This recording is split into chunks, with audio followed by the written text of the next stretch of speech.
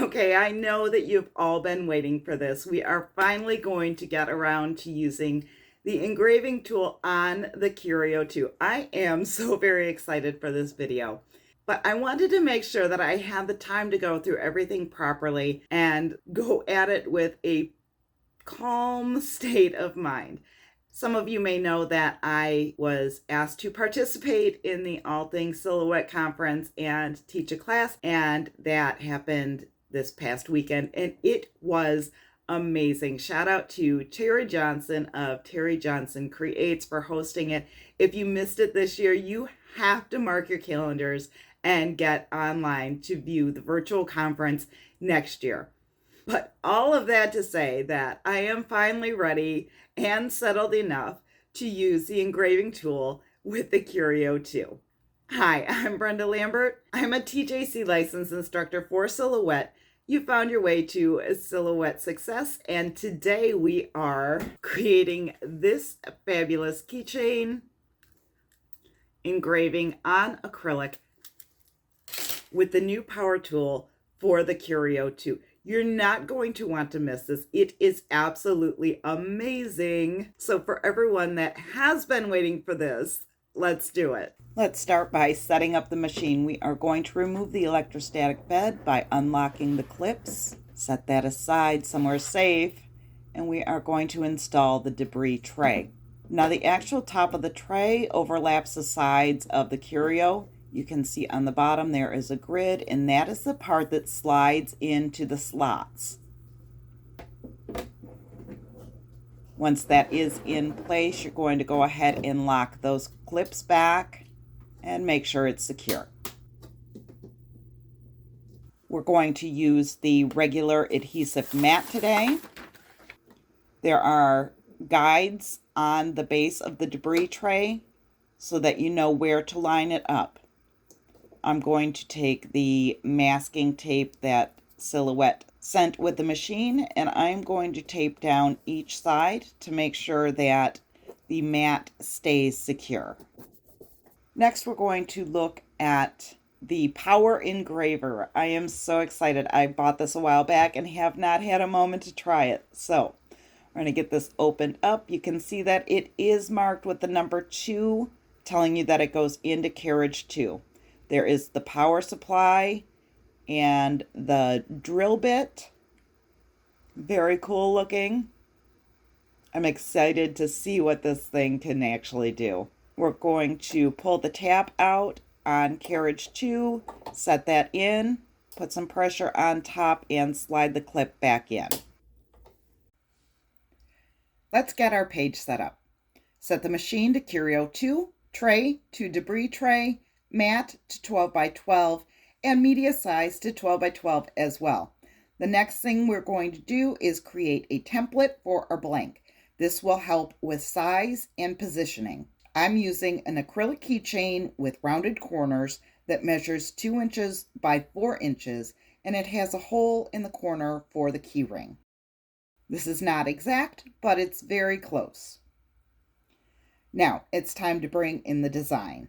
I got this from Creative Fabrica, and I'll link the file in the description. Bear with me for just a minute while I get this sized and set in place.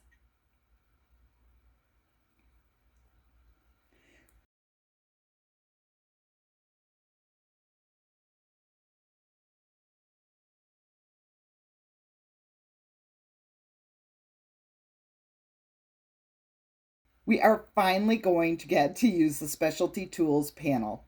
Let's open that up and head over to the Power Engraver tab. You'll notice that this looks very similar to the Sketch Fill panel.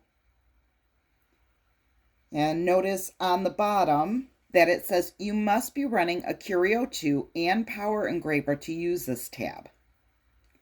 There are 4 different pattern options to choose from, and I'm going to go with crosshatch for my first trial run.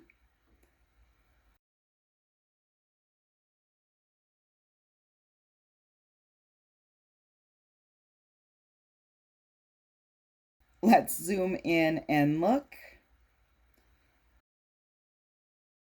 Play around with spacing and angle.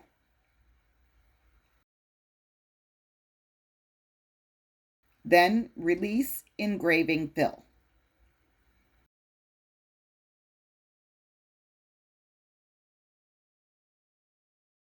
I'm going to group this together for a minute, flip it horizontally because I'll be engraving on the back of the blank.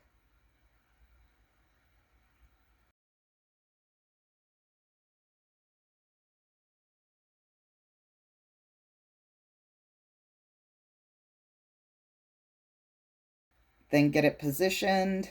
Now, it is extremely important to have the blank in the right spot on the adhesive mat. So I'm going to line up the top and left-hand side with the 1-inch mark on the design mat. That way I'll have definite guides when I set the keychain down in place on the adhesive mat. Moving back over to the Curio 2 for a minute, you want to be sure to remove the plastic coating from both sides of the acrylic blank. I'm paying attention to where the keyring hole should be. It is in the upper right-hand side on my design mat. Carefully lining that blank up. This is somewhat nerve-wracking the first time. Let's tape it down so it's nice and secure.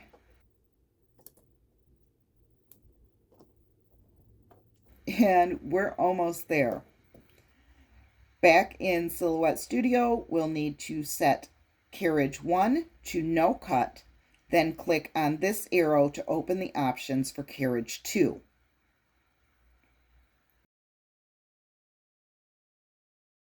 There is no option for acrylic in the software at this time, so I'm going to select metal sheets etching.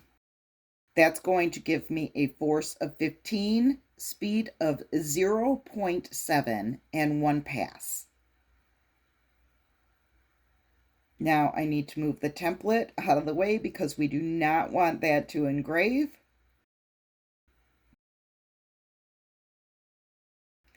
Okay, select the design, then click on Power Engraver Action, then Send.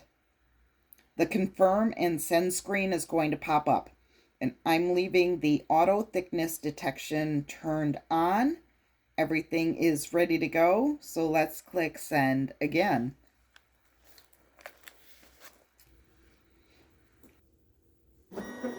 The Curio will start by measuring the thickness of the material and then get right to work.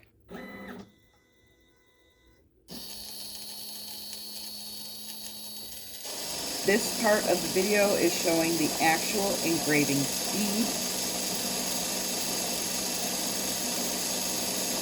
Now I'll speed it up.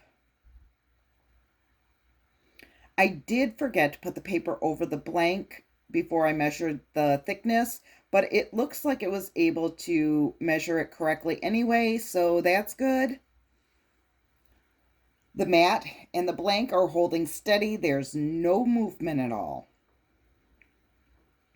I am, however, a bit nervous about the placement of the keychain, but we'll be able to see if we're good in just a minute. Now keep in mind, this is not a quick process, but it is very cool to watch. 10 out of 10 would recommend.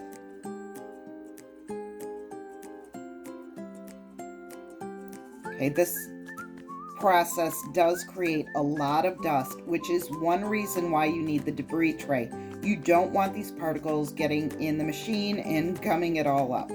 Also, the pressure from the engraving could damage the electrostatic bed, so you do not want to use the power engraver tool without the debris tray. Very important.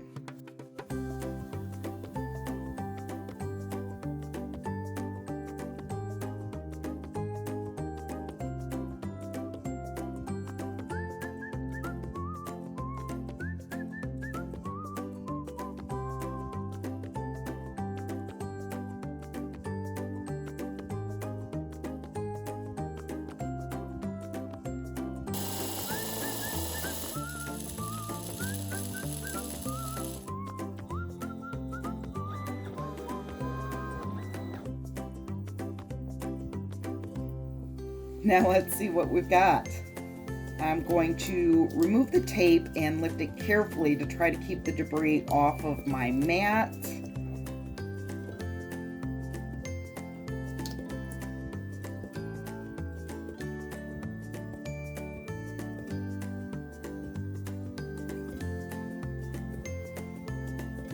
Give me just a second to clean it off a bit. Not bad at all for the first run.